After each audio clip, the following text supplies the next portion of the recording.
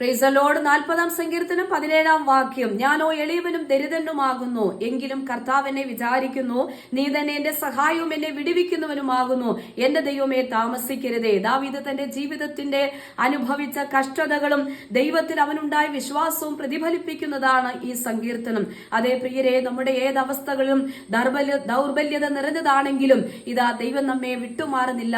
കർത്താവ് നമ്മെ വിചാരിക്കുന്നു. അതുകൊണ്ടല്ലേ പടകിൽ യാത്ര ചെയ്ത ഒരു കൂട്ടം ശിഷ്യവൃന്ദങ്ങൾ അതേ ആ തിരകൾ തള്ളിക്കയറുകൊണ്ട് പ്രാണഭയത്തിലായി വലിയ പ്രതിസന്ധികൾ അവരുടെ യാത്രാമധ്യേ അനുഭവിക്കുമ്പോൾ, ഗുരു, ഞങ്ങൾ നശിച്ചു പോകുന്നത് നിനക്ക് വിചാരമില്ലയോ എന്ന് നിലവിളിച്ച ആ ശിഷ്യവൃന്ദങ്ങൾക്ക് വേണ്ടി സർവശക്തനായ കർത്താവ് പടകിൽ എഴുന്നേറ്റു നിന്ന് കാറ്റിനെ ശാസിച്ച് കടലിനോട് അനങ്ങാതിരിക്കുക, അടങ്ങുക എന്ന് കൽപ്പിച്ച് വലിയ ശാന്തതയുണ്ടായി അവർ ആഗ്രഹിച്ച തുറമുഖത്തേക്ക് അവൻ അവരെ എത്തിച്ചത്. അങ്ങനെയെങ്കിൽ പ്രിയരെ, ഈ ജീവിതത്തിന്റെ അനുഭവങ്ങളിൽ നിന്നുകൊണ്ട് സർവശക്തനായ കർത്താവ് നമ്മോട് സംസാരിക്കുകയാണ്.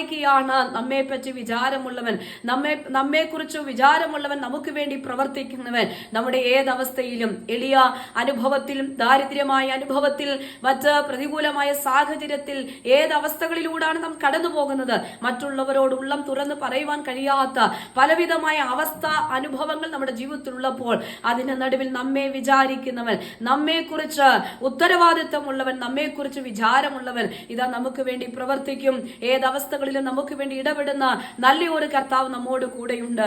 ആമേ. ദാവീദ് ആ അവസാന ഭാഗത്തേക്ക് താൻ വരുമ്പോൾ താൻ പ്രാർത്ഥിക്കുകയാ, എന്റെ ദൈവമേ, താമസിക്കരുതേ. അതേ പ്രിയരെ, ഈ പ്രഭാതത്തിൽ കർത്താവിനോട് നമുക്ക് പ്രാർത്ഥിക്കാം. നാം താമസം എന്ന് വിചാരിക്കുന്ന നമ്മുടെ വാഗ്ദത്തങ്ങൾ, ആമേ, നമ്മുടേതായ മറുപടികളൊക്കെ വൈകി എന്ന് നമുക്ക് തോന്നുമ്പോൾ ഇന്ന് പകൽ നമുക്ക് ഒരുമിച്ച് ചേർന്ന് കർത്താവിനോട് നമുക്ക് പ്രാർത്ഥിക്കാം. എന്റെ ദൈവമേ, താമസിക്കരുത്. എന്റെ പ്രാർത്ഥനാ വിഷയത്തിലേക്ക് വേഗത്തിൽ ചില ദൈവപ്രവർത്തികൾ വെളിപ്പെടുത്തി എന്നെ മാനിക്കണമേ എന്ന്. അങ്ങനെയെങ്കിൽ ഈ വചനത്തിലൂടെ കർത്താവ് നമ്മോട് സംസാരിക്കുന്നു.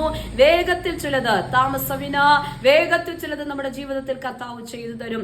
നമ്മുടെ എല്ലാ വിഷയങ്ങളിലും, ആമേൻ, ആമേൻ, നാം അനുഭവിക്കുന്ന സമസ്ത സാഹചര്യങ്ങളിലും അതേ താമസം എന്ന് വിചാരിക്കുമ്പോൾ, ആമേൻ, വാഗ്ദത്തങ്ങളുടെ കാലദൈർഘ്യങ്ങൾ നമ്മുടെ മുൻപിൽ വന്ന് ആമേൻ എന്ന് നാം വിചാരിക്കുമ്പോൾ കർത്താവ് പറയയില്ല, താമസിക്കാതെ നമുക്ക് വേണ്ടി പ്രവർത്തിക്കുന്ന ഒരു ദൈവം. സങ്കീർത്തനക്കാരനോട് ചേർന്ന് നമുക്ക് ദൈവസന്നിധിയിൽ ഈ പ്രഭാതത്തിൽ പ്രാർത്ഥിച്ചു തുടങ്ങാം. എന്റെ കർത്താവ് എന്നെ വിചാരിക്കുന്നു, എന്റെ ദൈവമേ, താമസിക്കരുതേ. താമസിക്കാതെ ചില വിടുതലുകൾ ജീവിതത്തിന്റെ അനുഭവങ്ങളിൽ നൽകണമെന്നുള്ള പ്രാർത്ഥനയോടെ ഇന്നത്തെ പ്രഭാതത്തിൽ ദൈവസന്നിധിയിലേക്ക് നമുക്ക് അടുത്തു വരാം. കർത്താവ് നമ്മെ കുറിച്ച് വിചാരമുള്ളവനാ, നമുക്ക് വേണ്ടി പ്രവർത്തിക്കുന്നവനാ. ആകെ ഈ വചനങ്ങളാൽ കർത്താവ് എല്ലാവരെയും അനുഗ്രഹിക്കുമാറാകട്ടെ.